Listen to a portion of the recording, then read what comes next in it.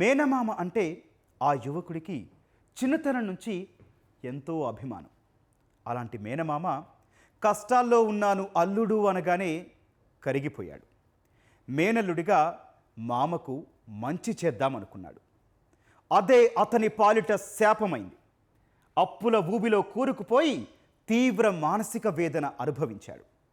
ఆస్తులు లేకపోయినా ఆత్మాభిమానంతో నలుగురిలో గౌరవంగా బతికిన ఆ యువకుడు చివరికి కఠిన నిర్ణయం తీసుకున్నాడు. తల్లిదండ్రులకు తీవ్ర వేదన మిగిల్చాడు.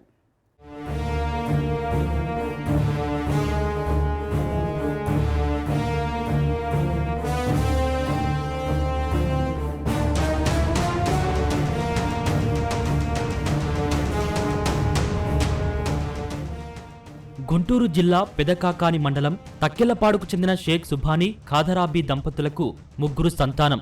సుభానీ రిక్షా నడుపుతూ పిల్లల్ని పెద్దవాళ్లను చేశాడు. పెద్ద కుమారుడు రఫీ హైదరాబాద్లో ఉద్యోగం చేస్తుండగా రెండో కుమారుడు అహ్మద్ పెదకాకానిలో ఎలక్ట్రీషియన్ గా పనిచేసేవాడు. అహ్మద్కు చిన్నతనం నుంచి ఆధ్యాత్మిక చింతన ఎక్కువ. తనకు ఉన్నంతలో నలుగురికి సాయం చేసేవాడు. సామాజిక కార్యక్రమాల్లోనూ ఉత్సాహంగా పాల్గొనేవాడు.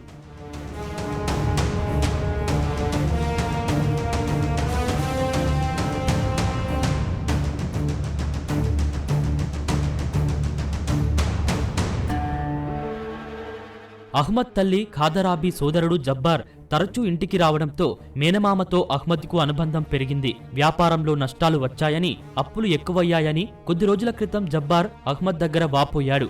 డబ్బులు ఇచ్చిన వాళ్ల నుంచి ఒత్తిళ్లు పెరిగిపోయాయని, తనకు ఆర్థిక సాయం చేయాలని కోరాడు.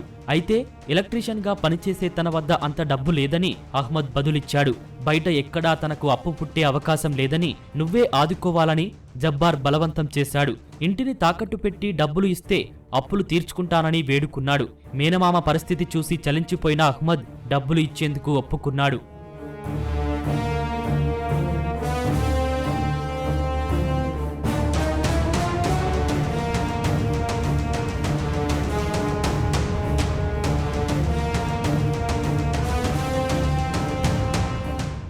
మేనమామ జబ్బార్ బలవంతంతో తల్లిదండ్రులకు తెలియకుండా అహ్మద్ ఇంటిని తాకట్టు పెట్టి డబ్బు తీసుకున్నాడు.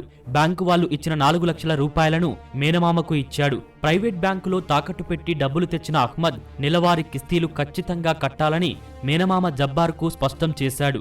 నెలనెలా డబ్బులు కట్టే పూచి నాదంటూ జబ్బార్ ఒప్పుకున్నాడు. మొదట 2 నెలలు బాగానే కిస్తీలు కట్టాడు. ఆ తర్వాత నుంచి మాత్రం ఈఎంఐలు కట్టడం మానేశాడు. పెదకాకాని నుంచి హైదరాబాద్ వెళ్లిపోయాడు. దీంతో ప్రైవేట్ బ్యాంక్ అధికారులు అహ్మద్ పై ఒత్తిడి చేయడం మొదలుపెట్టారు.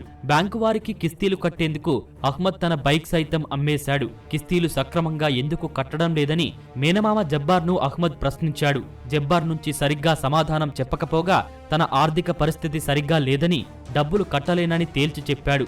దీంతో అహ్మద్ తీవ్ర ఒత్తిడికి గురయ్యాడు.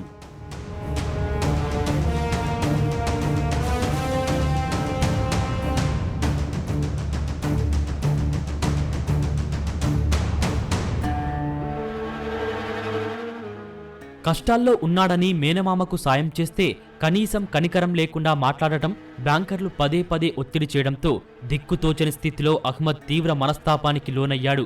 మరోవైపు అప్పుడే సోదరి వివాహం జరగడం, అత్తారింటి వారికి ఈ అప్పుల విషయం తెలిస్తే పరువు పోతుందనే ఆందోళనతో అహ్మద్ తన ఇంట్లో ఫ్యాన్కు ఉరివేసుకుని ఆత్మహత్య చేసుకున్నాడు.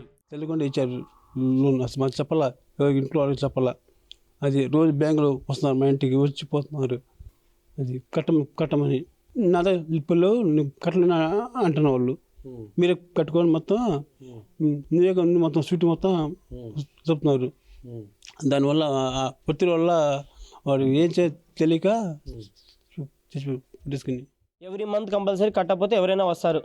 వాళ్ళు ఇంకా డైలీ ఇంటికి రావటం, పొద్దున్న వచ్చి సాయంత్రం 12 దాకా 10 దాకా అలా కూర్చొని వెళ్ళటం. అబ్బాయికి ప్రెషర్ ఎక్కువైపోయిందండి. మా ముందు కూడా, మా అందరి ముందు కూడా వాళ్ళ మేనమామకు ఫోన్లు చేయడం, వాళ్ళ అందరికి ఫోన్లు చేయడం చేశాడు. కానీ యాక్చువల్గా ఏం జరిగిందంటే వాళ్ళు ఏం చెప్పారంటే, మా దగ్గర అయితే పరిస్థితి బాగోలేదు, ఉన్నప్పుడు కట్టుకుంటాం అని చెప్పి వెళ్ళిపోయారు. ఫస్ట్ 3 నెలలు 2 నెలలు కట్టారు. ఇంకో నెల ఇలానే పెడితే వాళ్ళ అబ్బాయి నేను కడతానని ఒప్పుకున్నాను మా అందరి మీద. కానీ ఆ అబ్బాయి కూడా నిర్దాక్షణంగా వెళ్ళిపోయాడు. వాళ్ళ మామ వాళ్ళు హైదరాబాద్ వెళ్ళారని చెప్పేసి ఆ హైదరాబాద్ కూడా వెళ్ళాడు ఈ అబ్బాయి.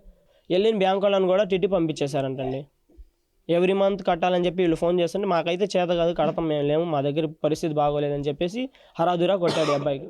మేనమామ చేసిన ద్రోహం, బ్యాంకులు పెడుతున్న ఇబ్బందుల గురించి అహ్మద్ సూసైడ్ నోట్లో ప్రస్తావించాడు. వాళ్ళు కూడా అప్పులు చేసి ఇల్లు కట్టుకున్నారు. 3 వారాల క్రితం అమ్మాయి పెళ్లి చేశాడు, చెల్లి పెళ్లి. సూసైడ్ చేసుకుంటా లెటర్ కూడా రాసుకున్నాడు సార్.